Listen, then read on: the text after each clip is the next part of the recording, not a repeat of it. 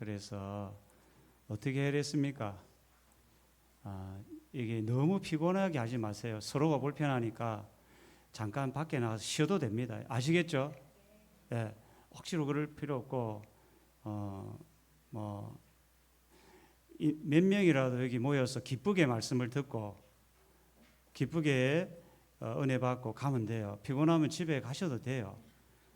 저는 솔직합니다. 그러니까 앞으로 그렇게 신앙생활하면 좋겠어요. 너무 피곤하게 좀 밖에서 쉬도 되고 집에 가셔도 되고 밖에서 좀 졸다 오셔도 되고, 그래서 그냥 요한계시록 자체가 굉장히 좀 깊이 있는 말씀이고 또 집중해야 될 부분이 있기 때문에 저도 이 말씀을 다루기가 굉장히 어려운 부분이 있습니다. 그래서 그렇게 편안한 마음으로 물 먹고 싶으면 물 먹고 그래 하시면 됩니다. 자, 요한계시록 어떤 책인가 지난 한 3주 전에 했는데, 우리가 이제 이 책은 요한계시록 3과밖에 안 합니다. 3과. 그래서 요한계시록 1장부터 22장까지 굉장히 긴 내용인데 이 3장으로 우리가 맛을 보기가 어렵습니다. 지난주에 책에 없는 내용으로 서론을 했고, 이제 그 서론을 바탕으로 오늘은 7교회를 다룹니다. 자, 요한계시록은 저에게 어떤 책인가 보면 잔뼈가 많은 생선과 같은, 그냥 가볍게 들을 수 있는 성경이 아니라는 겁니다. 깊이 있게 받아먹기도 힘들고 이해하기도 힘들고, 그래서 자세히 보지 않으면 어디로 빠지겠습니까? 이단에 빠지는. 그래서 계시록에는 통해서 이단들이 많습니다. 대표적인 게 신천지죠. 그러니까 이것들을 가볍게 넘길 수 없기 때문에 이제 좀 자세하게 하는 부분도 있습니다. 자, 먼저 다시 한번 요한계시록의 서론을, 이제 우리가 서론을 모르고 본문을 이해하는 것은 불가능합니다. 그래서 저자가 누군지, 기록 장소가 어떻게 되는지, 수신자가 어떻게 되는지, 기록 목적이 어떻게 되는지, 이런 부분들을 서론을 좀 알아야 이 요한계시록을 우리가 이해하는 데 도움이 됩니다. 자, 저자는 누굽니까? 사도 요한입니다. 사도 요한. 기록 장소는 patmos입니다. 그래서 에베소, 터키에서 약 한 정확하게 우리가 알 수 없습니다. 한 70에서 90km. 그러니까 여기서 어디 정도 될까? 저쪽에 안동, 안동 좋습니다. 안동 정도, 그 정도 70에서 90 정도 되는 거리에 섬입니다. 거기에 유배. 이 당시에는 악명 높은 유배지인데 지금 관광지가 되었어요. 왜요? 이제 기독교인들이 방문을 하니까 관광지가 되었습니다. 자, 기록 목적은 4가지로, 이것도 이제 책에 있는 것도 있지만 제가 요한계시록을 볼 때 여러분 성경을 왜 기록했을까요? 하나님이 왜 기록했어요? 네? 우리를 위로해주고 우리가 믿음으로 살도록. 여러분, 부모가 자녀에게 왜 훈계하고 말합니까? 자녀가 잘 되도록 하는 거죠. 그런 아버지의 마음으로 우리 성경을 이해를 해야 돼요. 그러니까 성경은 아버지의 마음으로 성경을 보고 이해해야 밖으로 안 빠집니다. 그래서 4가지. 첫 번째는 뭡니까? 예수님을 통한 세상의 심판과 성도의 구원과 교회의 승리. 이 3가지. 세상의 심판, 성도의 구원, 교회의 승리, 이 3가지를 우리가 좀 이 단어를 좀 외우면 좋겠어요. 뭐라고요? 심판, 성도의 구원, 교회의 승리. 이 3가지를 요한계시록을 이해하는데 좀 이런 뼈대가 되는 문구는 외우면 좋겠습니다. 그 다음에 읽어봅니다. 시작. 예수님을 향한 순수한 믿음을 지키도록 격려하기 위해. 그래서 세상을 심판하시고 성도를 구원하시고 교회가 승리하니까 믿음을 잃지 말도록 격려하기 위해 계시록을 기록하는 겁니다. 3번째는 잠자는 성도를 깨워. 우리가 이제 지금 이 책에는 그 다음에 나팔, 대접 재앙을 다루지 않습니다. 제가 조금은 다룰 겁니다. 왜냐하면 이 부분을 다뤄야 이제 요 세 번째 파트를 이해할 수 있기 때문에 다 다룰 수가 없어요. 그래서 잠자는 성도가 있습니다. 고난 중에도 기도하거나 정말 절대적인 하나님의 말씀을 의지하지 않고 잠자는 성도들이 있습니다. 그 사람들을 깨우기 위해서 깨워서 끝까지 믿음으로 살도록 이 대대적인 재앙의 이야기들을 하는 겁니다. 그 다음에 네 번째는 뭡니까? 말씀을 읽는 자와 듣는 자와 지키는 자가 이제 복을 받도록 여기에 있습니다. 그 다음에 기록 시기는 지난번에 이제 요게 이제 주석학자들마다 조금 차이가 있는데 주 70년, 왜 70년을 기점으로 하냐면 예루살렘 성이 무너진 때가 70년이에요. 이제 그래서 그 70년을 전후로 해서 이전이냐 이후냐. 그래서 저는 우리 고려신학대학원의 교수님들은 대부분 90년대를 보기 때문에 저도 도미디안 황제로 보는 겁니다. 그렇다고 네로 황제 때 아니다라고 말하기는 어렵다. 아시겠죠? 그런데 여러분 대부분이 이렇게 본다라는 겁니다. 70년을 왜 끊은지 이해가 되죠? 그래 그 정도. 여기 이제 또 이 말하면 길어지기 때문에 자 도미디안 황제 때로 추정하는 그 이유가 세 가지로 지난주에 이야기했죠. 그리고 계시를 받은 날, 이 계시가 뭐예요? 인간과 하나님 사이에 큰 담이 있는데 그 담을 하나님이 허물지 않으면 우리는 하나님의 세계를 볼 수가 없어요. 그래서 펼쳐서 보이는 게 뭐라고요? 계시. 그래 담을 무너뜨리는 게 계시라고요. 그 누가 무너뜨립니까? 예수 그리스도. 그래서 이제 나중에 요한복음 이제 요한계시록 4장에 보면 두루마리에 인이 봉을 딱 하는데 그 인이 7개가 딱 있어요. 아무도 풀 자가 없다는 거예요. 그걸 누가 풉니까? 그리스도. 이게 계시라고요. 계시. 자, 여러분 성경을 좀 보시면 압니다. 4장에 나와 있어요. 그래서 계시를 딱 풀어줄 때 이제 12장로, 24장로와 막 천사들이 막 영광이 그리스도 어린 양에 있도다 막 5장에 찬송하는 장면이 나와요. 자, 그게 계시예요. 그게 1장 10절에 보면 주일이라고 되어 있어요. 계시를 받는 방법은 뭡니까? 하나님의 계시를 어떻게 받아요? 성령의 감동으로. 이 감동은 뭡니까? 사로잡힌 거예요. 하나님이 계시를 열어줄 때는 언제냐면 성령이 그 사람을 확 사로잡을 때 하나님이 눈을 열어서 하나님의 세계를 보게 하는 겁니다. 우리 신앙이라는 게 하나님이 눈을 열어줘야 신앙생활이 되는 겁니다. 귀를 열어줘야 하나님의 말씀이 들려서 그 말씀대로 살아가는 겁니다. 눈이 있을 때 보지 못하고 귀가 있을 때 듣지 못하는 그 이사야의 말씀이죠. 그 눈이 열려야 이 열리는 게 뭐라고요? 계시다라는 겁니다. 자, 요한계시록은 그 예수 그리스도의 중심으로 이제 1장부터 22장까지를 제가 한번 나눠봤어요. 그러니까 요한계시록은 어떤 책입니까? 어떤 책이에요? 예수 그리스도의 계시. 그게 요한계시록이라고요. 계시가 뭐라고요? 펼쳐서 보이는데 뭘 보였어요? 예수 그리스도. 그러니까 요한계시록은 예수 그리스도의 중심으로 이 성경을 보아야 된다는 겁니다. 물론 우리가 이제 창세기부터 계시록까지 다 그 중심에는 뭐가 있어요? 뭐요? 그래서 제가 이제 논문을 이제 이 예수 그리스도 중심으로 창세기부터 요한계시록까지 논문을 썼어요. 하여튼 그래요. 제가 한번 정리해보고 싶었어요. 창세기에 나타난 예수 그리스도, 계시록에 나타난 예수 그리스도, 선지서에 나타난 예수 그리스도를 이제 논문으로 책 한 50권 이상을 보면서 그래 한번 해봤어요. 계시록도 마찬가지입니다. 우리가 엉뚱한 걸 생각하지 마시고 요한계시록은 예수 그리스도를 펼쳐서 보인 게 뭐라고요? 요한계시록입니다. 그래서 요한계시록 1장 19절에 그러므로 내가 본 것과 지금 있는 일과 장차 될 일을 기록하라. 그게 뭐라고요? 기록한 게 뭐라고요? 그러니까 지금 내가 본 것이 뭘 봤어요? 예수 그리스도. 그리고 지금 있는 일은 누가 하는 일이에요? 예수 그리스도.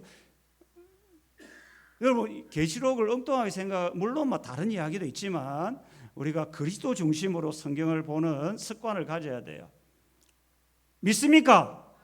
요게 있어야 신앙이 흔들리지 않아요. 그리고 장차 될 일인데 누가 할 일입니까? 지금 대답을 안 하시는 분들은 이게 굉장히 중요한 겁니다. 아시겠죠? 성경을 예수 그리스도 중심으로 볼 수 있는 눈이 계시록을 통해서 열리기를 바랍니다. 그래서 내가 본 거는 뭐라고요? 뭘 봤다고요? 예수 그리스도. 그게 1장에 예수 그리스도의 그 어마어마한 영광을 요한이 보고 어떻게 했습니까? 기절을 했다고요. 그게 1장이고, 그 다음에 내가 본 것은 2장, 이제 본 것, 이게 이제 1장, 그 다음에 지금 있는 일은 뭡니까? 이제 7 교회를 돌보시는 예수 그리스도, 그게 2장과 3장이죠. 7개, 오늘 7개 교회 중에 3개만 합니다. 그 다음에 장차 될 일은 4장부터 22장까지 이 장차 그리스도가 오셔서 악인 세상을 심판하시고 성도를 구원하시고 교회를 승리케 하시는 장면이 이제 4장부터 22장까지 나오는 겁니다. 자, 7교회를 향한 이제 구조가 아주 독특하게 7개로 6개로 나와 있습니다. 이게 반복적으로 이루어집니다. 첫 번째는 각 교회의 상황에 따라 예수님을 소개합니다. 그러니까 교회마다 주님이 각자 다른 모습으로 나타나는 겁니다. 그러니까 신앙생활 잘하는 교회에서는 그 교회에 맞는 위로와 격려의 모습으로 그리스도가 나타난다면, 아주 이 교회가 죄 가운데 책망받을 만한 교회라면 금을 가진 그리스도의 모습으로 심판하는 모습으로 나타나는 겁니다. 아시겠죠? 잠오면 어떻게 하라고요? 자세요. 자셔도 됩니다.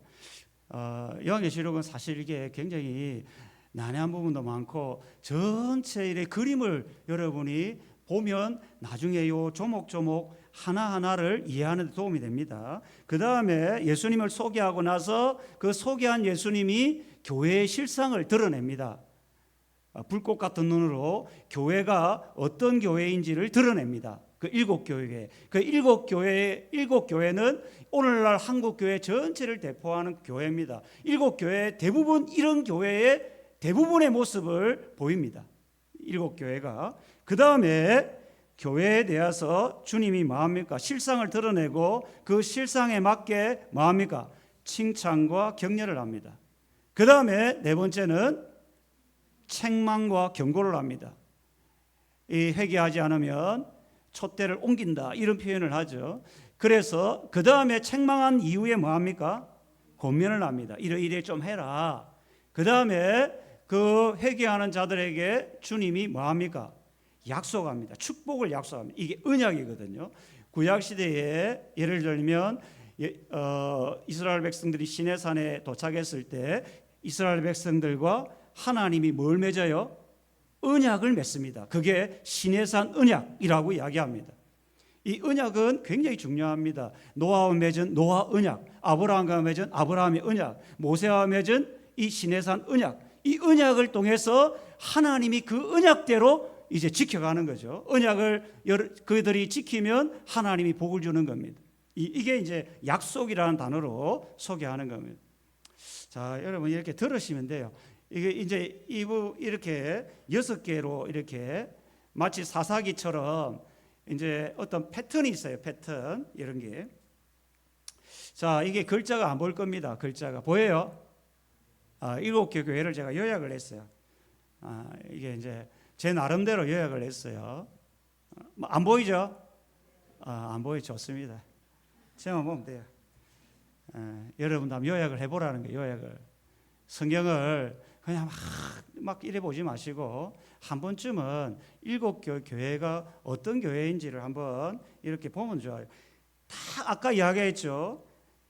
하나, 둘, 셋, 넷, 다섯, 6개 맞죠? 그래서 그 교회에 대한 주님의 모습을 표현을 합니다. 각 교회 달라요. 다 달라. 한번 같으면 저한테 가져오세요. 내가 오늘 밥 그대로 사줍니다. 달라요. 그리고 교회 상태도 다 달라요. 다 달라요. 교회 상태가.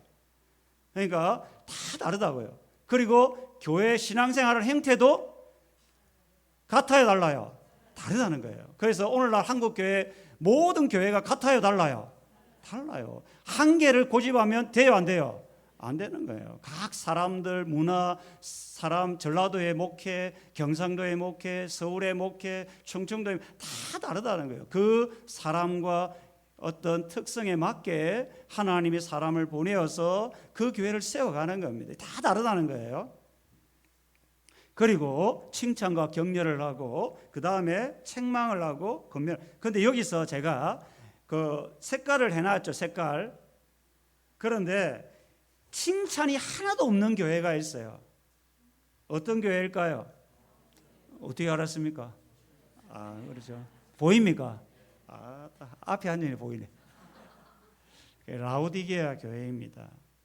참 이 라오디게아 교회는 왜 이렇게 책망만 받았을까? 왜 그럴까요?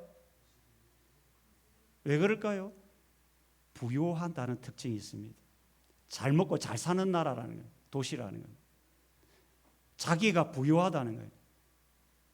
여러분, 잘 사는 게 좋지만 영적으로는 여러분 이스라엘 역사상 가장 부강한 나라가 여로보암 때거든요. 그런데 영적으로는 가장 타락했다는 거예요. 이게 역사의 교훈입니다. 그 여로보암 시대나 그랬고 또 7개 교회 중에 가장 어떤 면에서 부유하나 가장 가난한, 실상은 영적으로 가난한 라오디게아 교회, 칭찬받지 못한, 칭찬이 한마디 없는. 그러니까 여러분이 한국 교회를 보고 세상의 교회를 볼 때 부유하다, 유럽은 지금 여러분 알다시피 GNP가 막 여러분 상상을 초월하죠. 우리나라도 그 대열에 올라가는데 좋은 점이 있지만 영적으로는 어떻게 해요? 갈수록 한국 교회도 이게 역사의 교훈입니다. 바라지는 않지만 부유하면 부유할수록, 여러분도 건강하면 건강할수록 더 기도하고 더 말씀을 의지할 것 같지만 우리 인생은 그렇지 않다는 거예요. 인간은 그렇지 않아요. 더 교만하고 더 하나님을 의지하기보다는 자기 생각으로 사는 것이 인간임을 우리는 여로보암 때, 라오디게아 교회 때 이 성경을 통해서 우리는 교훈을 하는 겁니다. 그래서 혹시나 가난하다고 너무 슬퍼할 이유가 없습니다. 오히려 가난한 것이 복이 될 수가 있습니다. 가난하세요, 여러분. 그래서 제가 이 이야기를 하는 것은 너무 가난하다고 슬퍼할 이유가 없다는 겁니다. 오히려 그것이 복이 될 수 있다는 겁니다. 그럼 부유하다면 더 겸손해야 돼요. 더 기도를 많이 해야 돼요. 반대로 책망이 없는 교회가 두 교회가 있어요. 어딜까요? 스무나하고 빌라델비아. 이 두 교회는 특징이 고난받는 교회라는 겁니다. 고난 가운데 신앙이 아주 견고하고 순결하게 되는 겁니다. 그러니까 고난은 오히려 반비례죠. 신앙이 굉장히 순수해지는 거예요.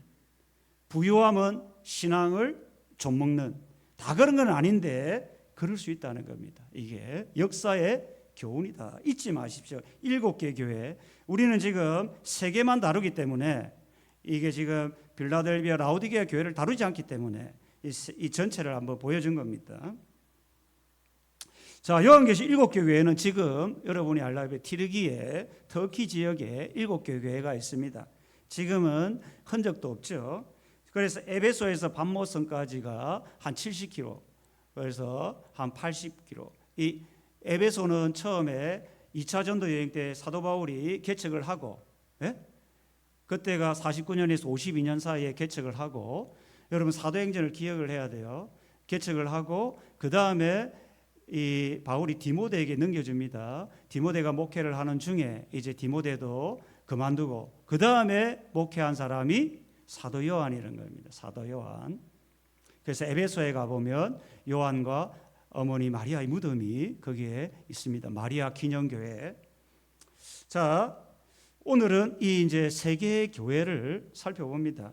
자, 여러분 아까 6개 그 어떤 그 형태를 머릿속에 다 담을 수는 없지만 항상 주님은 교회를 이제 교회에 대해서 말할 때 자기가 어떤 분인가를 소개합니다. 자신이 어떤 교회에 대한 자신이 어떤 분인가. 에베소 교회는 이게 이제 1장을 이해를 해야 요 2장, 3장이 이해가 됩니다. 자, 예수님은 오른손에 있는 7별, 우리 1장 20절에 7별을 뭐라 했습니까?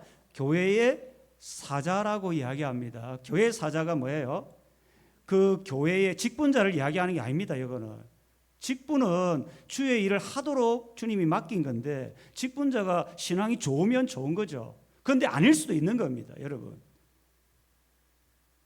제가 너무 심한 말을 했습니까? 실상이 그렇다는 겁니다. 그러니까 너무 직분자를 여러분 너무 신앙이 좋은 것으로 착각하면 안 됩니다. 오히려 더 신앙이 변질될 수가 있다는 겁니다. 제가 이제 여러분 이게 심한 말일 것 같지만 여러분 잘 새겨 들었으면 좋겠습니다. 그래서 여기는 7별은 하나님이 정말 교회를 사랑하시고 교회를 위해 교회의 순수함을 이끌어가기 위해서 주님이 오른손으로 탁 붙드는 몇 명의 사람을 7별이라고 하는 겁니다. 이게 이제 우리 고신대학교 교수님이 전 요한계시록 주석을 보면 이게 이제 믿음의 일꾼이라고 이야기합니다. 믿음의 일꾼. 그런데 내가 이제 여러분이 유명한 목사님 중에 한 분은 이걸 좀 다르게 해석하더라고요. 예? 제가 이름을 이야기하면 여러분 다 아실 텐데 어쨌든 저도 우리 보수교단의 교수님들이 이제 하는 말대로 저도 교회를 정말 신실한 믿음의 일꾼들을 하나님이 붙든다는 겁니다. 하나님을 사랑하고 그 은혜 가운데 살아가고 몸부림치는 그 사람을 7별을 붙들어서 교회를 어떻게 한다는 겁니까? 이끌어 간다는 겁니다. 그러니까 믿음의 일꾼은 직분자도 될 수도 있고 우리 교회 처음 온 새가족이 될 수도 있다는 이야기입니다.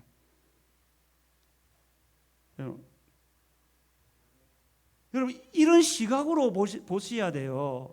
신앙생활 오래 했다고 믿음이 좋다라고 물론 좋을 수도 있지만 그렇지 않을 수도 있다는 겁니다. 주님의 시각은 다를 수 있다는 겁니다. 그걸 우리 7교회를 통해서 우리는 알 수 있어요. 자기는 부유하다는데 라우디게아 교회처럼 나는 영적으로 부유하다는데 주님은 실상은 그렇지 않다는 겁니다. 4대 교회처럼 자기는 살아있다는데 주님은 볼 때는 죽은 자라는 겁니다. 그래서 하나님은 지금 이 7별은 교회를 지금 이 우리 구미 제자교회를 사랑하고 교회를 위해 기도하고 교회를 위해 몸부림치는 그 몇 소수의 사람을 주님이 붙들어서 교회를 세워간다는 겁니다. 그런 분이 여러분 되기를 바랍니다. 여러분 우리가 돼야 돼요. 우리가 그 직분을 너무 숭배하면 안 되는 겁니다. 여러분 목사 중요하죠. 목사는 그냥 막대기라고요. 하나님이 잠시 은혜를 주셔가지고 그냥 말씀을 선포할 뿐이지 여러분 오른손으로 붙드는 사람 되기를 바랍니다. 그런 인생이 돼야 돼요. 그리고 7금 촛대, 이 촛대는 뭐라 했습니까? 7교회라고 주님이 말씀하죠. 7교회. 그러니까 주님은 지금 에베소 교회 소개할 때 뭐라는 겁니까? 오른손에 7별을 붙잡고 7별은 여러분입니다. 여러분 되기를 바랍니다. 정말 하나님을 사랑하고 주의 은혜 없이 살아갈 수 없는 심령이 가난한 자를 주님이 붙든다는 겁니다. 그런 사람을 붙들어서 교회를 세워가는데 7 촛대 사이를 거닌다는 것은 뭡니까? 교회를 어떻게 한다는 거예요? 돌본다는 겁니다. 누구와 함께요? 오른손으로 붙드는 그 7별 주님의 몸된 교회 일꾼들을 붙들어서 교회를 돌보시고 세워간다는 겁니다. 여러분이 7별이 되기를 바랍니다. 별로 소원이. 그래서 제가 여러분 에베소 교회의 실상과 이제 실상은 뭡니까? 그러니까 7별의 역할이 뭐냐면 그들의 행위와 수고와 교회를 위해서 그들이 행하는 행위, 수고, 인내가 있다는 겁니다. 그들에게 7별 이 믿음의 일꾼들 안에는 교회를 위해서 수고하고 인내하고 뭔가 하나님이 보시기에 아름다운 모습들이 있다라는 겁니다. 7별은. 그래서 이 사람들이 특징이 뭐냐면 악한 자를 용납하지 않는다는 겁니다. 교회 안에 들어오는 악한 자를 용납하지 않고 진리를 위해 싸우고 거짓을 드러낸다는 겁니다. 이 사람들은. 그래서 주님은 그 사람들의 뭘요? 드러나는 행위와 수고와 인내 이런 것들을 주님이 뭐 했다는 겁니까? 보셨다라는 겁니다. 자, 그리고 주님의 책망이 나오죠. 자, 뭘 책망합니까? 처음 사랑을 버렸다. 이 처음 사랑은 두 가지 의미가 있습니다. 하나는 순서상으로 뭐냐면 예수님을 가장 앞자리에 두는 사랑입니다. 처음 사랑은. 그러니까 세상에 많은 사랑이 있죠. 그 많은 사랑 중에 가장 처음으로 첫 자리에 두는 사랑, 그게 처음 사랑이에요. 누구보다 누구를 사랑한다고요? 그 무엇보다 주님을 사랑하는 사랑, 그게 처음 사랑이라는. 이제 순서상으로 그걸 주님만을 사랑하는 그 사랑을 뭐 했다고요? 잃었다는 겁니다. 뭐 하다가? 진리를 수호하다가. 자, 이게 좀 아이러니하죠. 이게 나중에 다룰 건데. 자, 그 다음에는 뭡니까? 시간적으로 보면 처음 사랑, 시간적으로 보면 첫사랑, 그러니까 자기가 처음 주님을 만났을 때의 사랑, 그 감격, 그 겸손, 그 열정을 잃어버렸다는 겁니다. 뭐 하다가? 진리를 수호하다가. 아이러니하죠. 그래서 예수님의 권면은 뭡니까? 처음 사랑을 회복하라는 겁니다. 그 처음에 주님께 나왔던 그 순수한 마음들, 두렵고 떨림으로 예배당에 나왔던 그 마음을 잃지 말라는 겁니다. 그래서 세 가지의 동사를 씁니다. 이게 굉장히 중요한 동사인데 뭡니까? 처음에는 생각하라는 겁니다. 내가 처음 사랑을 생각하라는, 어디서 이 처음 사랑을 어떻게 잃어버렸는지를 생각하라는 겁니다. 그 다음에는 뭐예요? 회개하라는 겁니다. 어떻게 내가 지금 처음 예수님 하나님을 첫 자리에 둬야 될 그 사랑을 잃어버린 것을 생각하고 그 자리로 돌아가라는 겁니다. 주님만을 사랑하라는 겁니다. 그 다음에 어떤 사랑? 그 주님께 나왔을 때에 처음 흘렸던 그 눈물을 회복하라는 겁니다. 뜨겁게 주님을 사랑했던 그 첫사랑을 회복하라는 겁니다. 그리고 뭐하라고요? 가지라. 어떤 행위를 가지라? 처음 행위를 가지라는 거예요. 여러분, 새 가족들을 보면 이 사람들은 처음 사랑이 있어요. 여러분도 다 느끼는 겁니다. 다 느끼는 거예요. 그 사랑을 여러분 잊지 마셔야 합니다. 저도 마찬가지죠. 제가 처음 목사의 안수를 받았을 때 그 마음 잃지 않으려고 부단히 노력합니다. 나도 성도님들이 전도할 때 나는 어떻게 합니까? 앉아 있어요. 전도합니다. 여러분이 전도를 맡기는 게 아니에요. 평상시에도 저도 전도합니다. 왜요? 처음 사랑을 잃지 않으려고. 목사가 중요한 게 아니거든요. 직분이 중요한 게 아니거든요. 처음 사랑, 처음 주님을 만났던 그 열정, 그 겸손, 그 마음을 잃는 순간 모든 것을 잃어버립니다. 여러분, 그 자리로 돌아가야 합니다. 여러분, 그 자리로 돌아가지 않으면 주님의 책망을 피할 수가 없습니다. 예수님의 권면을 듣지 않으면 어떻게 됩니까? 주님이 뭐라 합니까? 내 촛대가 뭐라 했어요? 교회를 옮기리라. 그러면 교회를 어떻게 한다는 겁니까? 지워버린다는 겁니다. 실제 에베소 교회는 첫사랑을 잃어버려서 흔적만 남아 있습니다. 자, 그 다음에 니골라 당 이거 이야기를 하는데 이거 빨리 넘어가겠습니다. 이게 영지주의인데 1세기 당시에 영지주의, 이게 가연설 이런 게 있습니다. 여기에서 뭐 대단한 이단들, 다락방, 뭐 구원파 이런 게 다 나왔어요. 이게 이원론, 이 인터코 이런 게 다 이쪽입니다. 이원론 사상에 빠져 있는 겁니다. 왜 그러냐면 철저히 하나님의 세계와 마귀 영적인 세계를 전혀 이원론 시키는 거예요. 이원화. 육신은 타락했고 영은 깨끗하다. 어떻게 깨끗한 이 영으로 예수가 이 육신을 입고 올 수 있냐? 그럴 수 없다. 이거죠. 그게 가연설이죠. 그러니까 이 철저한 이원론 사상이 1세기 때부터 흘러와서 오늘날도 이 이원론 사상에 빠져 있는 선교 단체들, 이 사상들, 그것이 한국 교회를 뒤덮었어요. 이 굉장히 위험한 사상입니다. 이게 니골라, 이게 니케라우스거든요. 니케나우스, 백성을 정복하는 자입니다. 백성을 미혹하여 우상 숭배하고 넘어가겠습니다. 요거 나중에 이제 말씀을 나눌 때 있으면 좀 더 깊이 있게. 자, 예수님께서 복을 주시는 대상이 뭡니까? 이제 귀 있는 자는 성령이 교회들에게 하시는 말씀을 들어라. 이 계시죠. 계시. 그 귀가 열려야 하나님의 말씀이 들리는 겁니다. 자기의 실상이 보이는 겁니다. 그렇죠. 귀가 열려야 돼요. 귀가 열리기를 바랍니다. 눈이 열리기를 바랍니다. 그것이 열릴 때 어떤 사람이 됩니까? 여기는 이제 2장 7절에 보면 귀가 열린 사람에게 주시는 게 뭡니까? 이기는 자라는 겁니다. 이기는 자. 이기는 자. 이기는 자는 구원받은 자, 예수님을 끝까지 붙드는 사람이죠. 그래서 자, 생명나무의 열매를 주어 먹게 하리라. 이 아담의 타락 이후에 생명나무에서 살 수가 없었어요. 쫓겨났죠. 이제 이기는 자에게 주시는 선물은 뭐냐면 이 종말론이 약속이죠. 종말론이 약속. 그게 뭐냐면 이기는 자에게 하나님이 마지막 장차 마지막 날에 아담은 쫓겨났지만 생명나무에 아담의 회복을 하죠. 회복. 그러니까 생명나무의 나무를 이용해서 영원한 생명을 누리는 이 은혜를 누리는 이 약속이죠. 약속. 이게 왜 이런 이야기를 하겠습니까? 지금 고난받는 성도들에게 끝까지 말아.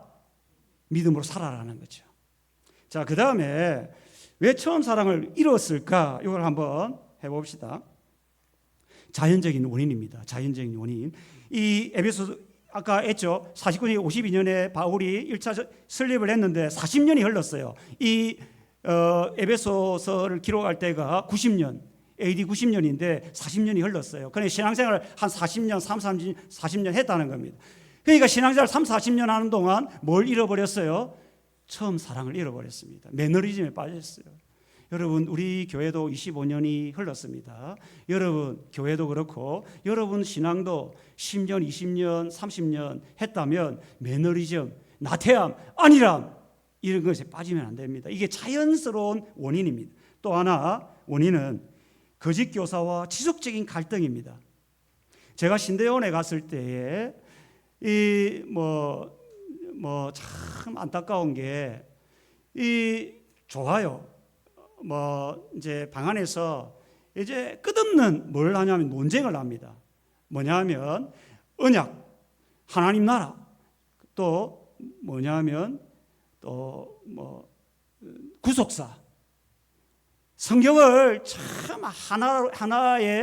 하나의 고리로 깬다는 거죠. 구속사로, 언약으로, 하나님 나라로. 그걸로 막 방 안에 모여가지고 자기가 맞다고. 물론 저는 이제 신학을 하지 않아서 그 단어 자체도 몰랐어요. 제가 1학년 때, 2학년 때 도대체 그거 무슨 말 하는지 몰랐어요. 그런데 거기에 한번 갔다 탁 듣고 오면 마음이 어떻게 했어요? 그렇게 은혜 받고 신대원을 갔는데 은혜가 다 메말라 버리는 거예요. 틀린 말이 아닌데도. 제가 무슨 말을 하냐면 여러분, 우리가 진리를 지키고자 열띤 토론을 하다가 자칫하면 뭘 잃어버리냐면 처음 사랑을 잃어버리게 됩니다. 여러분, 이 지금 에베소 교회가 악한 자를 용납하지 않는 이 지나친 자세, 정의를 강조하다 보니까 그 안에 뭐가 식었냐면 사랑이 식어버린 겁니다. 하나님의 사랑을 잃고 말았던 겁니다. 우리 교회 안에 이게 중요합니다. 말씀 중심의 교회도 중요하지만 말씀만을 강조하면 우리 마음이 굳어지기 시작합니다. 그래서 말씀을 많이 읽는 사람일수록 말씀을 1시간 읽으면 뭘 또 1시간 해야 돼요? 기도를 1시간 해야 돼요. 그리고 거기에 찬송까지 1시간을 해야 돼. 우리의 이 인간이라는 존재는 지적인 존재도 있지만 영적인 존재예요. 지정의가 전인적으로 다 갖추어져야 온전한 믿음의 사람으로 성장합니다. 성경만 계속, 그게 하이 칼빈주의거든요. 그 곳에 가보면요, 모든 걸 정죄해요. 하이 칼빈주의. 여기에 묶여있는 성도들을 보면요, 모든 걸 정죄해요. 누구만 옳은 거예요? 자기만 옳은 거예요. 거기에 무슨 사랑이 있겠습니까? 여러분, 이 에베소 교회가 간과했던 것은 너무 이 기독교 교리를 강조하는 가운데 마음과 신앙이 딱딱하게 굳어버렸다는 겁니다. 자, 영적 회복의 비결은 생각하라, 회개하라, 가지라. 우리 따라해봅시다. 생각하라, 회개하라, 가지라. 요 동사를 꼭 기억하시고, 자, 오늘날 두 가지 형태의 교회가 있습니다. 에베소 교회를 통해서 한국 교회를 진단하면 첫 번째는 사랑만 강조하는 교회입니다. 야, 잘못해도 뭐 은혜로 하지, 사랑이면 돼. 그것은 교회의 참된 모습은 아닌 겁니다. 하나님의 사랑만 가득하고 하나님의 공의가 사라진 교회. 개혁교회의 참된 교회의 표지는 따라합니다. 참된 말씀의 선포, 바른 성례, 권징. 권징은 우리 주님의 말씀을 따라 잘못한 것이 있으면 그 사람을 책망하고, 그리고 어떨 때 용서라는 겁니까? 회개하면 용서하라. 이게 주님의 말씀이에요. 사실 권징하는 교회가 오늘날 많이 있습니까? 없습니까? 사라진 지 거의 오래다고 이야기합니다. 이거는 참 쉽지 않은 문제입니다. 그럼에도 우리가 생각해야 합니다. 사랑만 강조하면 하나님의 공의가 사라진 교회가 됩니다. 그건 올바른 교회가 아닙니다. 그 다음에 에베소 교회죠. 하나님의 공의만 강조하다 보면 사랑을 잃게 됩니다. 그래서 하나님의 공의만 가랑하면 하나님의 사랑을 사라진 교회의 순수성은 지킬 수 있지만 처음 사랑, 하나님을 첫 자리에 두고 자기가 가지고 있던 처음 사랑을 잃을 수가 있다는 겁니다. 여기에 우리 한국 교회가 참 이런 문제, 우리 서울에 가보면 막 일반 성도들도 헬라어 히브리를 봅니다. 제가 사역했던 그 교회도 마찬가지입니다. 머리는 엄청 커져 있습니다. 진리를 외칩니다. 그런데 처음 사랑, 하나님을 첫 자리에 두고 그 처음 주님을 만났던 그 겸손과 기도의 열정과 그 마음은 잃어버렸다는 거예요. 그래서 제가 이런 표현을 씁니다. 아마 은혜의 샘에 종종 쓴 표현인데, 사랑이 없는 공의는 포악입니다. 우리 교회에 사랑이 없는 공의만을 자꾸 이야기하면 포악한 교회가 됩니다. 그런데 공의가 없는 사랑, 하나님의 말씀 위에 사랑만을 강조하면 거짓된 감상이 됩니다. 여러분, 이것을 꼭 기억하고 교회는 하나님의 공의와 하나님의 사랑이 아우러져야 하는 겁니다. 자, 우리 1번 한번 봅시다. 예수님은 어떤 분으로 소개합니까? 예수님은 7별을 붙잡고 금촛대 사이를 거니시는 분으로 교회를 돌보시는, 7별이라는 것은 여러분 기억해야 합니다. 정말 수고가 있고 인내가 있고 정말 진리를 위해 살아가는 그 사람들을 주님이 붙든다는 겁니다. 지금도 여러분 정말 오해하지 마십시오. 직분자를 붙드는 게 아니라고요. 그냥 하나님의 일을 하도록 세웠을 뿐이지, 정말 하나님이 붙든 사람은 교회를 사랑하고 교회를 위해 기도하고 하나님의 말씀을 생명처럼 붙드는 그 사람이 새가족이든 그 사람을 붙들어서 주님은 교회를 세워가는 겁니다. 여러분, 이걸 꼭 기억해야 합니다. 에베소 교회가 예수님께 들은 칭찬과 책망은 무엇입니까? 그 수고와 행위와 그게 있다는 겁니다. 진리를 위해서 붙다는 그걸 칭찬했고, 또 하나는 책망은 뭡니까? 처음 사랑을 잃었다는 거예요. 여러분, 바라옵기는 처음 주님을 만났던 그 겸손과 그 열정을 잃지 마시기를 바랍니다. 예배 오는 게 감격이 되고, 주일마다 교회 오는 게 기대가 되고 소망이 되고 있습니까? 그 사람은 진짜 어떤 면에서 7별입니다. 7별. 예배 시간이 사모가 되고 기대가 되고 소망이 되고 이런 열정이 있는 사람 여러분 되기를 바랍니다. 좀 힘을 내시기를 바랍니다. 자, 나와 우리 교회는 진리와 사랑을 균형 있게 지키는 교회인가? 저도 잘못된 거에 대해서는 책망을 해야 되는데 제가 못합니다. 왜 그렇습니까? 시험에 들고 우리 교회 아니면 딴 거 쉽지 않은 문제입니다. 그럼에도 이 공의와 사랑이 균형을 이루어야 합니다. 그 다음에 어떻게 하면 사랑으로서 진리를 말할 수 있는가? 여러분 각자 생각해 보시고 서머나 교회 칭찬만 받은 교회입니다.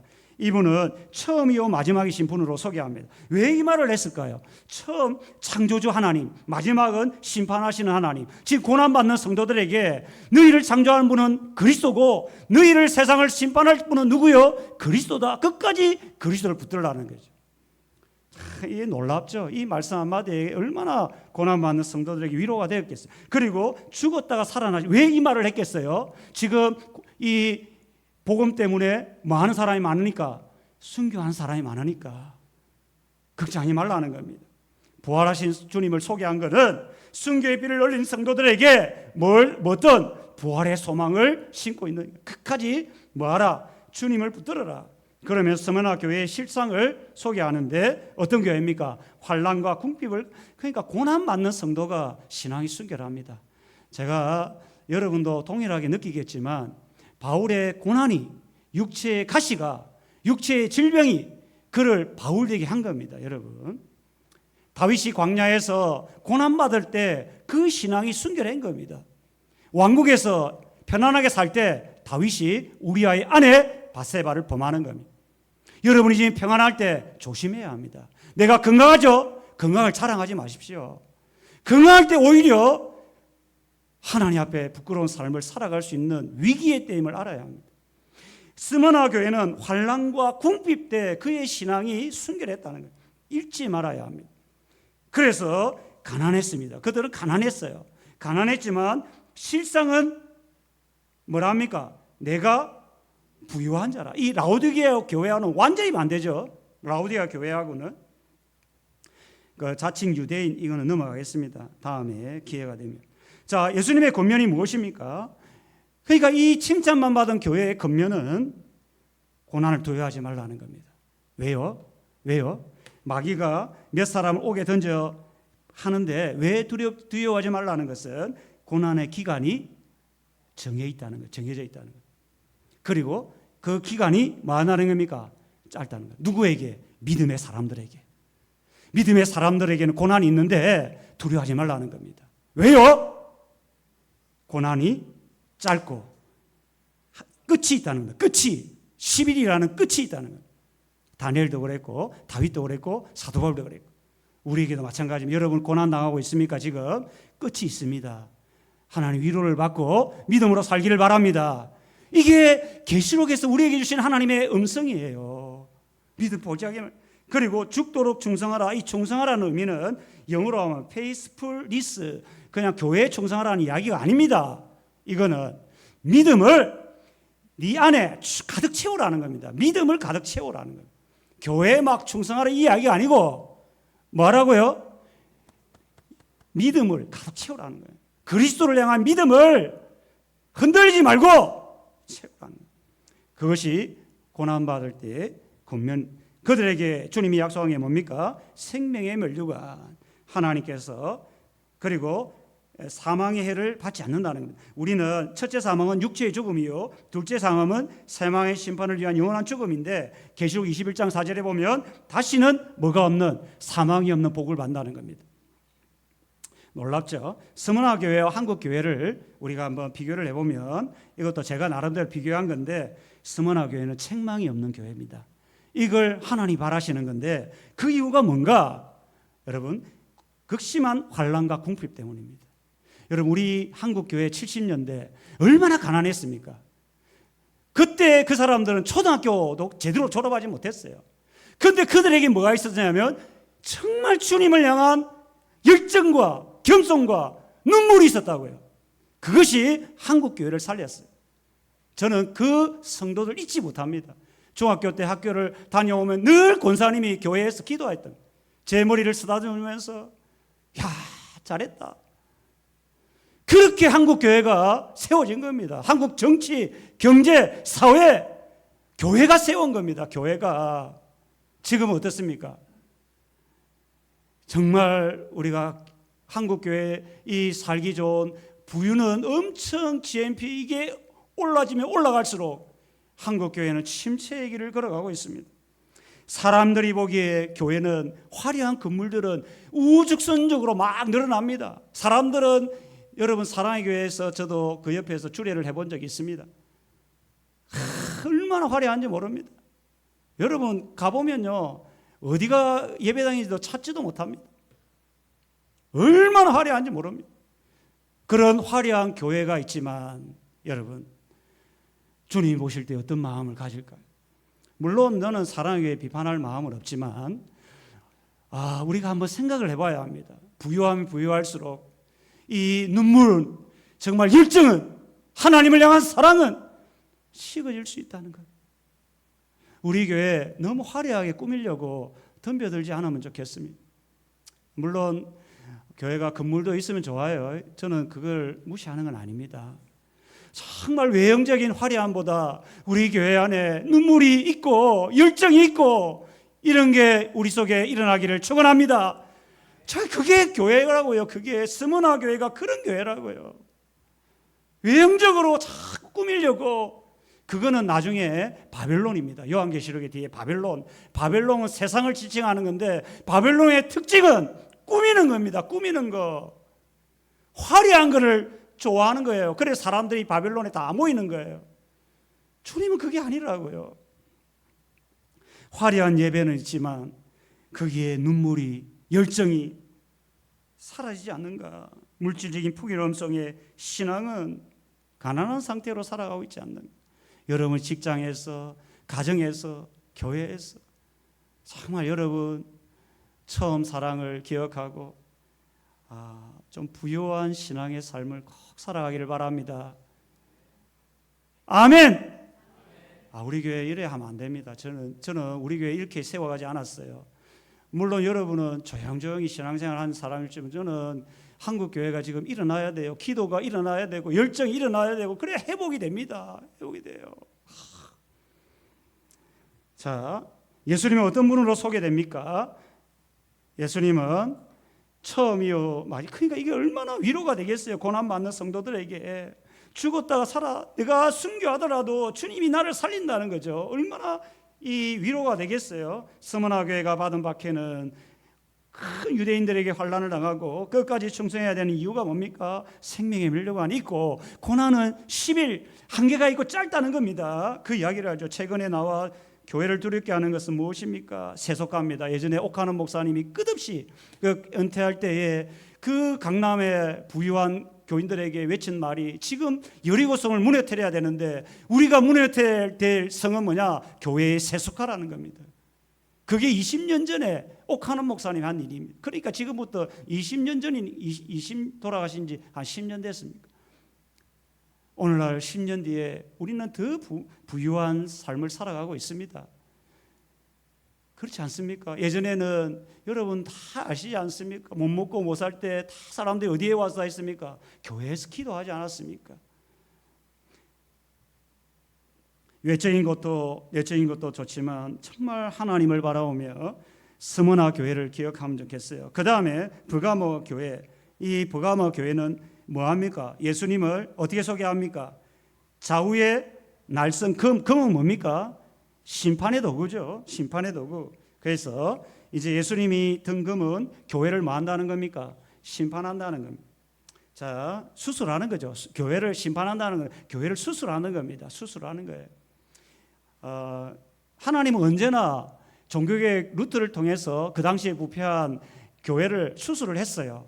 오늘날도 마찬가지입니다. 저는 하나님이 사람을 통해서 한국 교회를 수술하는 겁니다. 계속 하나님은 개혁하는 겁니다. 그래서 개혁교회라는 말이 나오는데 계속 개혁을 하는 겁니다. 누가요? 예수 그리스도가 개혁하는 거예요. 우리 개인을 개혁하고 교회를 개혁하는 겁니다. 버가모 교회의 실상은 뭡니까? 교회가 어디에 있다고요? 사탄의 권자. 그러니까 이 버가모 지역이 1년 내내 우상숭배하는 곳이었는데 이곳에 교회가 세워진 겁니다. 그런데 그런 교회에도 하나님이 7별처럼 정말 생명 걸고 믿음으로 살아가는 한 사람을 이야기하는데 그 사람이 누굽니까? 안디바였다는 겁니다. 이야, 놀랍죠? 그러니까 이런 사람을 통해서 교회를 보는 겁니다. 하나님은 그 믿음의 사람 몇 사람을 하나님이 이 안디바라는 뜻은 뭐냐면 모든 것을 대항한다는 겁니다. 이 안디바라는 것은 세상을 대항하는 믿음으로 살아. 이 세상의 악한 것을 대항하는 이게 안디바예요. 안디바. 모든 것을 진리가 아는 것을 대항하는 거죠. 믿음으로 사는 거예요. 그러니까 이게 놀랍지 않아요. 버가모는 완전히 사탄의 교회처럼. 그런데 그것을 교회라고 말하는 것은 왜요? 거기에 누가 있으니까 안디바 같은 그 사람을 붙들어서 하나님은 뭐 한다고요? 수술을 하는 겁니다. 그 사람을 붙들고 하나님은 교회를 새롭게 이끌어가는 겁니다. 여러분이 안디바가 되기를 바랍니다. 주님의 책망은 무엇입니까? 자, 이게 이제 문제죠. 오늘날에도 발람의 교훈. 그러니까 이제 유대인들은 이 발람의 교훈을 잘 아는 겁니다. 아까 니골라 이야기했죠. 이 이제 발람과 니골라는 오늘날 현대에도 교회에 침투하는 정말 이 악한 세력인데 발람은 음란의 문화, 세상의 문화입니다. 오늘날 우리 교회 안에 밀려오는 이 세속화의 문화, 이 발람의 문화거든요. 이게 뭐냐면 우상숭배 행은 발람이 나중에 모압 여자와 동침하게 하죠. 이스라엘 백성들을. 그래가지고 그 발람으로 인해서 이스라엘 백성이 엄청난 이제 죽임을 당하지 않습니까? 그 발람의 교훈을 이제 사람들이 싹 가져오는 겁니다. 세속화. 교회 안에 정말 세속화의 물결이 많이 들어옵니다. 여러분. 이걸 그때 옥하는 목사님이 그러더라고. 우리는 막을 수 없다는 거예요. 못 막습니다. 거대한 홍수같이 내려오는데 여러분 막을 수 있습니까? 못 막습니다. 여러분 가치관을 못 막는다고요. 근데 할 수 있는 것은 그냥 주님의 은혜를 구할 뿐입니다. 거대한 세속화의 물결이 온 우리 한국 교회를 덮었는데 이걸 어떻게 막을 방법이 어디 있겠습니까? 못 막습니다. 그냥 그 길을 따라가는 겁니다. 여러분 주의를 생명같이 지켰잖아요. 정말 전도를 위해서 생명같이 저도 정말 교육자지만 왜 제가 전도를 그렇게 열심히 하냐면 나름대로 순수함을 잃지 않기 위해서 그런 겁니다. 제가 전도사, 강도사, 목사, 교육자라고 잃지 않는 겁니다. 세속화의 물결에 휩싸이면 이거는 넘어가는 겁니다. 발람의 교훈, 우상숭배, 행음, 세상의 문화, 타협하는 교훈, 양다리 신앙, 이런 신앙 속에 이런 크대한 물결이 이제 우리 안에 들어온 겁니다. 이걸 어떻게 막겠습니까? 여러분, 이런 이야기를 하면 목사님을 뭐라 하겠어요? 꼰대라는 겁니다. 요즘 이거는 정말 이 세속화가 저도 마찬가지로 여러분도 느끼겠지만 여러분 정말 이거는 우리 모두가 이거를 느끼지만 그냥 묻혀가는 겁니다. 이게 여러분 심각합니다. 여러분 심각합니다. 예? 이게 부유함이 우리에게 가져준 안타까움이죠. 그리고 니골라당 마음대로 살아도 된다는 거예요. 마음대로 그냥 막 한 번 구원받은 사람은 회개할 필요도 없다. 이 니골라당의 이 교훈들이 막 교회 안에 밀려오는 거예요. 그래서 책망이 없으니까 회개가 없고 변화가 없고 삶의 변화가 없는 거예요. 반복적으로 괜찮다는 거예요. 이런 그릇된 교훈을 심어가지고 성도들의 신앙을 부패하게 만드는 거예요. 안타깝죠. 주님의 권면은 뭡니까? 회개하라는 겁니다. 삶을 바꾸라. 가룟 유다와 베드로의 결정적인 차이는 뭡니까? 가룟 유다는 후회를 한 겁니다. 자기 잘못에 대해서. 회개는 뭡니까? 변화합니다. 가던 길을 돌아서는 겁니다. 교만하면 겸손의 자리로 와야 되고 돌아서는 겁니다. 그리고 우상숭배, 오늘날의 우상숭배가 뭡니까? 디모데전서 3장에 자기 사랑과 돈과 쾌락이죠. 여기서 돌아서야 되는 겁니다. 그리고 행음에서 돌아서라. 그러면 회개하지 않으면 어떻게 한다는 겁니까? 내 입의 금은 뭡니까? 결국은 말씀이죠. 하나님의 말씀으로 그들과 싸우리라. 결국은 말씀의 금으로 싸운다는 거예요. 제가 마찬가지죠. 저도 여러분을 어떻게 바꾸겠어요? 저는 못 바꿉니다. 저는 바꿀 수도 없고 바꾸려고 노력해서도 안 되는 겁니다. 목사는 단지 하나님의 말씀을 전할 뿐입니다. 말씀을 듣고 귀가 열린 사람, 성령이 그 마음을 열어주고 그 눈을 열어준 사람, 그 사람이 하나님이 오른손으로 붙던 별이 되고 그 사람을 통해서 교회는 어떻게 됩니까? 개혁이 되는 겁니다. 여러분 믿습니까? 교회는요, 사람이 바꾸는 게 아니라고요. 저는 말씀을 전할 뿐이고 성령께서 말씀을 듣다가 눈을 열고 귀를 열어서 성령이 감동하심을 받은 사람, 성령의 사로잡힌 요한 같은 사람을 딱 붙들어서 오른손으로 붙들어서 교회를 어떻게 한다고요?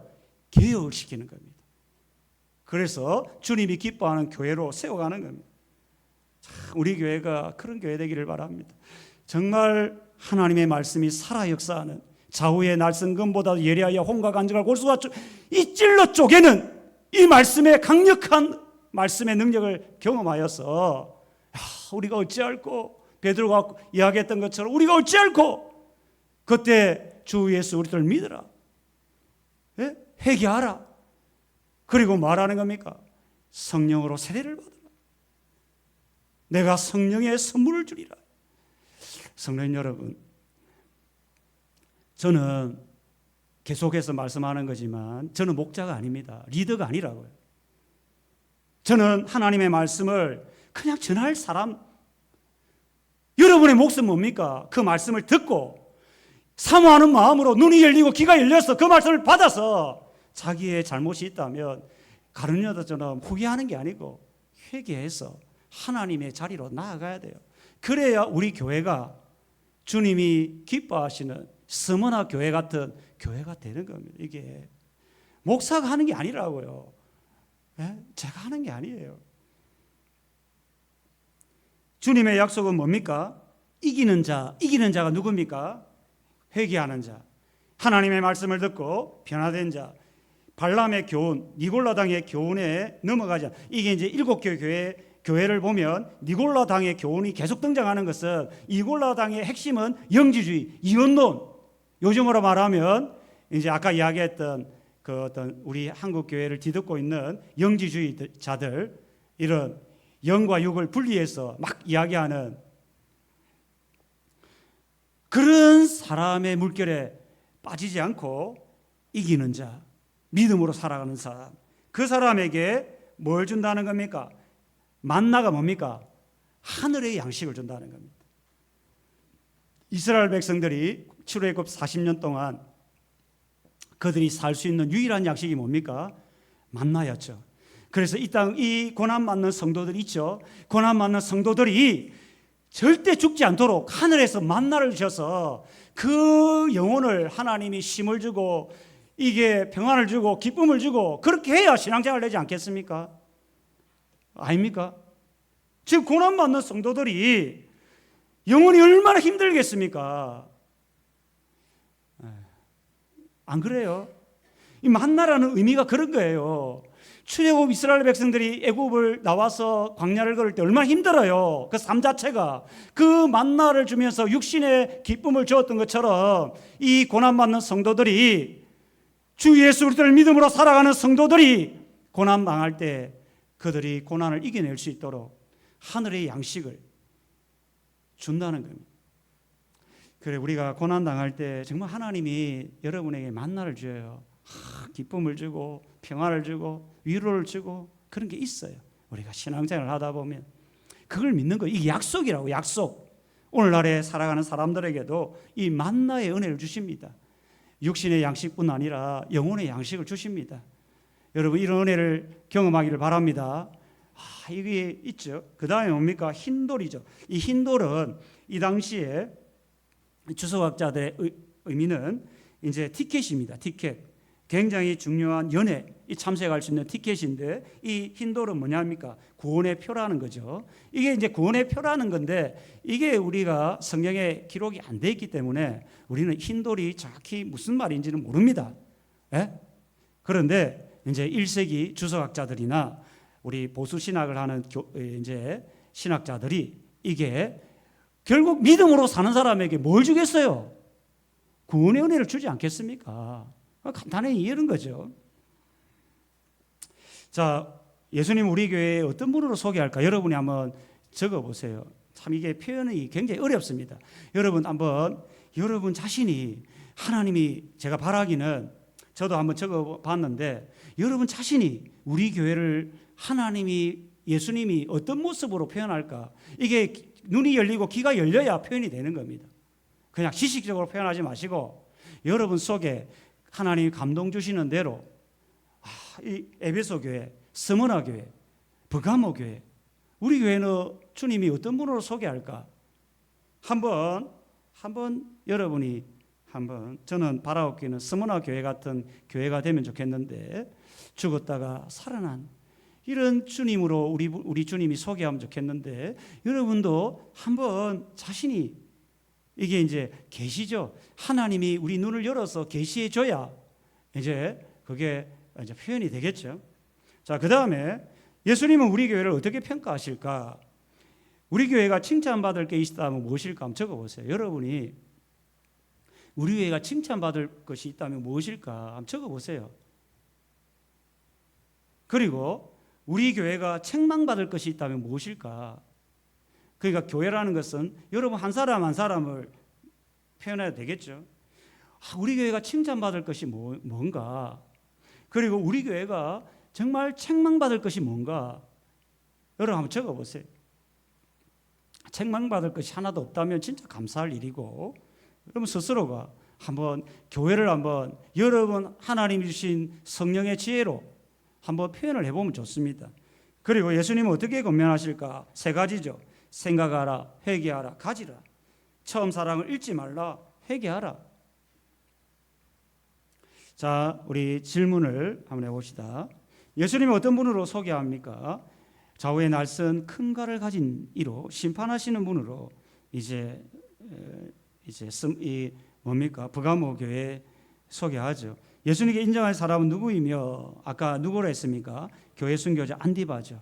그러니까 교회가 왜 이 교회를 이렇게 하냐면 목숨 걸고 복음을 전하고 목숨 걸고 신앙을 지킨 안디바 같은 사람이 있기 때문에 아무리 타락한 교회라도 거기를 교회라고 보는 겁니다. 왜요? 왜 그래요? 하나님은 그 믿음의 사람, 그 소수의 사람을 붙들어서 교회를 뭐 한다고요? 개혁을 하는 겁니다. 교회의 주인은 누구라고요? 예수 그리스도라고요. 교회를 누가 사랑합니까? 예수 그리스도가 사랑해요. 교회는 그리스도의 몸이기 때문에 몸인 그리스도가 가장 교회를 사랑한다고요. 그러니까 교회에 오른손으로 붙든 별들을 지키시고 끝까지 믿음으로 살아가도록 붙든다는 거예요. 그래서 만나와 같은 양식을 주셔서 믿음으로 살아가도록. 그래서 교회를 그 사람들을 통해서 교회를 뭐 한다고요? 개혁하는 겁니다. 개혁을 하는 거예요. 요즘 우리 교회는 제가 바라기는 화석화된 교회가 되면 안 됩니다. 화석화된 교회는 정말 여러분 신앙이 화석화되면 교회가 되면 안 됩니다. 머리로 하는 신앙 이건 아닙니다, 여러분. 신앙의 열정을 좀 가지고 기도의 눈물을 좀 회복하고 겸손을 회복하고. 버가모 교회를 혼란스럽게 한 이단은 무엇입니까? 니골라당이죠. 니골라당. 요즘으로 이야기하면 영지주의. 좀 더 이야기하면 이제 다락방이나 구원파나 그 이상은 데가 많이 있는데 말하기가 조심스럽습니다. 여러분이 알지 못하는 순간에도 이런 게 아주 밀려옵니다. 그래서 이게 굉장히 중요한 부분입니다. 이게 저도 여러분이 여기에 난 2-3명이 앉아도 똑같이 말씀을 전할 겁니다. 왜요? 하나님이 누구를 붙드냐면 많은 사람을 붙드는 게 아니고 하나님이 붙드는 그 7별 믿음의 사람을 붙들어서 교회를 끝없이 개혁을 하는 겁니다. 개혁을 해요. 그래서 하나님이 보시기에 아름다운 교회로 세워가는 거예요. 왜요? 교회는 그리스도의 몸이기 때문이에요. 여러분 한 사람 한 사람이 7별 믿음의 일꾼 되기를 바랍니다. 간절히 바라는 겁니다. 저도 하나님 앞에 주님 오른손으로 붙드는 별이 되기를 소원하는 거예요. 내가 뭐 화려한 설교를 못하고 기도를 잘 못하고 전도를 못해도 하나님 앞에 순결한 신앙으로 서기를 바라는 마음 그 하나밖에 없죠.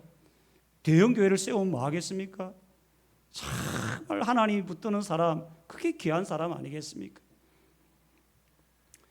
잘못된 교훈이나 습관과 타협하도록 유혹받은 경험이 있다면 나눠봅시다. 오늘날에 여러분 정말 잘못된 교훈들이 교회 안에 밀려옵니다. 여러분 제가 일일이 말하지 않아도 참 저는 우리 동기 목사님들도 만나고 선배 목사님들도 만나고 이래 보면 정말 안 갔으면 하는 세미나에도 가고 미안합니다. 다 그런 건 아닙니다. 좋은 목사님도 많아요. 정말 훌륭한 목사님도 많은데 가끔 가다가 참 그래서 권면도 합니다. 야, 좀 뭐 그런 것 같다. 근데 한번 거기에 빠지면 마치 이런 겁니다. 늪처럼 한번 빠지면 나오기가 어려운 겁니다. 그럼 신천지에 안 빠지면 나오기가 제가 신천지에 빠진 한 형제를 내가 선교 훈련을 받으면서 만나가지고 6개월 동안 세뇌를 시킨 거예요. 그 교회 1000명 다니는 교회의 청년부 회장이었는데 결국은 돌아왔어요. 그런데 나를 이단으로 이야기하더라고요. 그러니까 정말 어려워요. 집중적으로 내가 합숙에서 받았거든요. 선교훈련을. 그러니까 합숙에서 매일 만나면서 매일같이 안 하면 안 됩니다. 안 바뀝니다. 잘못된 사상, 이 교훈 한번 여러분의 뿌리가 딱 박혀있으면 안 바뀝니다. 안 바뀐다는 건 죄송한 표현이고 바뀌기가 엄청 어렵습니다. 그래서 여러분 혹여라도 여러분 혹시나 다른 데 공부하러 갈 때 그러면 저한테 잠시 와서 뭐 그냥 몰래 가지 마시고 좋은 데면 제가 가라 합니다. 그런데 혹시라도 여러분의 영혼이 좀 내가 걱정이 돼서 하는 말이거든요. 그렇다고 제가 다 진리만을 이야기하는 게 아닙니다. 저도 부족함이 있어요. 저도 약함이 있어요. 그래서 요한계시록은 주석을 여러 권을 보는 거예요. 우리 합동신학대학원에 이필창 교수님이 있어요. 신약학 교수님 책을 보고 또 우리 고신신학교 교수님들이 모여가지고 만든 계시록 주석이 있어요. 그리고 또 한 권을 봐요. 우리 요한계시록이 뭐 하여튼 이딴한 두꺼운 책을 본다고. 어렵기 때문에 실수할까 봐. 여러분 혹여라도 부탁을 드리는데 어떤 교육을 받으러 가는 건 좋습니다. 예? 좋은데 혹여라도 여러분이 잘못된 데 가서 받을까 봐. 혹시라도 그런 일이 있으면 목사님 이런 데 가서 공부 좀 하고 오겠습니다. 목사님 가르치면 좀 부족합니다. 가시면 됩니다. 그래 하시고 그래 좀 신앙 안에서 제 바람입니다. 제 바람. 저도 뭐 똑똑한 것도 없고 그렇지만 제가 아는 부분만큼만 하는데 그래 요즘 대학 가도 그렇고 뭐